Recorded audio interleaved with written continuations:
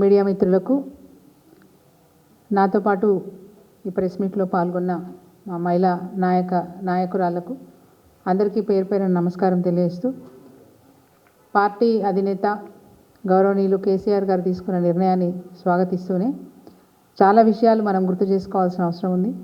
గులాబీ జెండా పట్టినప్పుడు టీఆర్ఎస్ పార్టీ స్థాపించినప్పుడు తెలంగాణ రాష్ట్రం ధ్యేయంగా కేసీఆర్ గారు ఆంధ్ర నాయకులను ఎండగడుతూ, ఎందుకంటే ఆంధ్రప్రదేశ్లో మహానాయకులు ఉద్యమాన్ని అణిచివేయాలని కేసీఆర్ గారిని అనేక విధాలుగా బాధలు పెట్టినప్పటికీ పట్టువదలని విక్రమార్కుడిలాగా గులాబీ జెండా పట్టుకుని మరి అడుగులో అడుగేసుకుంటూ ఒకరిని కలుపుకుంటూ రాష్ట్రమంతా మెచ్చే విధంగా తెలంగాణ రాష్ట్రాన్ని సాధించినారు. అందరూ కలిసి వచ్చారు. కేసీఆర్ గారంటే ఒక నమ్మకం. ఒక్క తెలంగాణ రాష్ట్రమే కాదు, ప్రపంచవ్యాప్తంగా కేసీఆర్ గారంటే అందరికీ తెలుసు. కేసీఆర్ వేరు, బీఆర్ఎస్ వేరు కాదు. బీఆర్ఎస్ఏ కేసీఆర్, కేసీఆర్ఏ బీఆర్ఎస్. టీఆర్ఎస్ అంటేనే కేసీఆర్ గారు. టీఆర్ఎస్ పార్టీ స్థాపించినప్పుడు తెలంగాణ రాష్ట్ర సాధన అనే ఉద్దేశంతో స్థాపించినప్పటికీ అనేక ఇబ్బందులు, అనేక ఆటంకాలు కల్పిస్తుంటే తప్పని పరిస్థితిలో తన ప్రాణాన్ని పణంగా పెట్టైనా మరి తెలంగాణ రాష్ట్రాన్ని సాధించాలని చెప్పి నిర్ణయం తీసుకొని తన ప్రాణాన్ని పణంగా పెట్టి తెలంగాణ రాష్ట్రాన్ని సాధించిన నాయకుడు కేసీఆర్ గారు.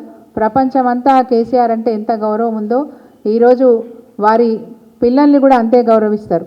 కానీ ఇలాంటి సందర్భంలో ముఖ్యంగా తెలంగాణ రాష్ట్రం సాధించిన తర్వాత కూడా నా బాసులు ప్రజలే అని చెప్పి, నా బాసులు ఢిల్లీలో ఉండరు, నా బాసులు గల్లీలో ఉంటారని చెప్పి ప్రజల నిర్ణయాలను, ప్రజల కష్టాల్ని గమనిస్తూ వాళ్ళకు కావాల్సిన అనేక సంక్షేమ పథకాలు తీసుకొచ్చి తెలంగాణ ప్రజల్ని ఒక గౌరవపరమైనటువంటి స్థాయిలో ఉంచున్నారు కేసీఆర్ గారు. బీఆర్ఎస్ పార్టీ అంటేనే ఈరోజు బీజేపీకైనా Congress పార్టీకైనా హడలెత్తిచ్చే party BRS party.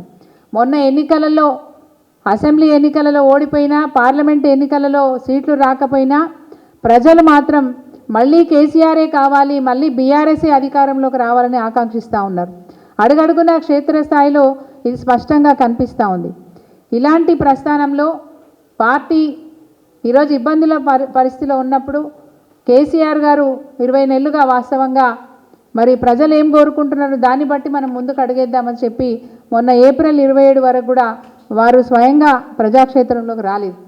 Party పుట్టినరోజు పండగ నాడు ఆ రోజు మరి మనందరికీ తెలుసు, పెద్ద ఎత్తున బహిరంగ సభ పెట్టి తాను ఏం చెప్పదలుచుకున్నారో చెప్పినారు. బీఆర్ఎస్ పార్టీ యొక్క ప్రస్థానం, బీఆర్ఎస్ పార్టీ యొక్క గౌరవం ఇంకా పెద్దగా పెరిగేటట్టుగా వారు ప్రవర్తించిన తీరు దేశమంతా ఒక చర్చ అయింది. రేవంత్ రెడ్డి గారు దాన్ని ఓర్చుకోలేకపోయినారు. నన్ను ఒక్కసారి కూడా యాద్ చేయకపోయా కేసీఆర్, కాంగ్రెస్ పార్టీని కూడా యాద్ చేయకపోయా కేసీఆర్ అని చెప్పి ఓర్చుకోలేని పరిస్థితి. అంత గొప్పగా కేసీఆర్ గారి ప్రసంగం ఉండే.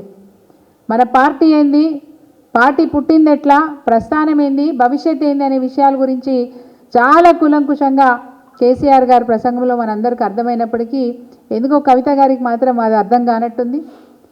పార్టీ ఎంత, ఉంటే ఎంత, పోతే ఎంత అంటే, కవిత గారు మీరు ఒకసారి జ్ఞాపకం చేసుకోండి, టీఆర్ఎస్ పార్టీ బీఆర్ఎస్ పార్టీ ఉంది కాబట్టి 2 సార్లు మీకు పార్లమెంటు నియోజకవర్గంలో 2 సార్లు బీఫామ్లు ఇచ్చే అవకాశం ఇచ్చింది పార్టీ. 2 సార్లు మీకు ఎమ్మెల్సీగా అవకాశం ఇచ్చింది పార్టీ. ఎట్లా మర్చిపోయినారు మీరు? ఏ విధంగా మర్చిపోయినారు మీరు? పార్టీ ఉంటే ఎంత, పోతే ఎంత అంటున్నారు. క్షేత్రస్థాయిలో అడుగు పెట్టండి. ఈరోజు పార్టీ కార్యకర్తలు మిమ్మల్ని నిలదీసే పరిస్థితి వచ్చింది. మీకు మీరుగా మీ స్థాయిని తగ్గించుకున్నారు తప్ప ఇంకొకటి కాదు. ఈరోజు సమిష్టి నిర్ణయం కేసీఆర్ గారు నిజంగా సత్యవతి అక్క చెప్పినట్టు ఇది ప్రజలందరూ కూడా స్వాగతిస్తూ ఉన్నారు. ఎందుకంటే మీది రక్తబంధమే కావచ్చు, మీరు కన్నకూతురు కావచ్చు,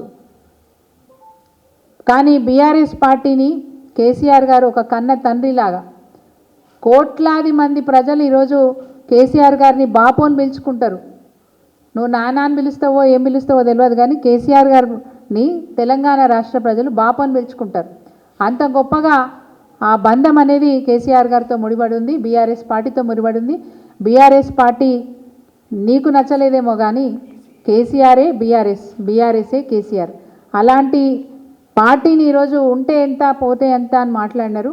కోట్లాది మంది ప్రజలు మళ్ళా బీఆర్ఎస్ఏ అధికారంలోకి రావాలని కోరుకుంటున్నారు.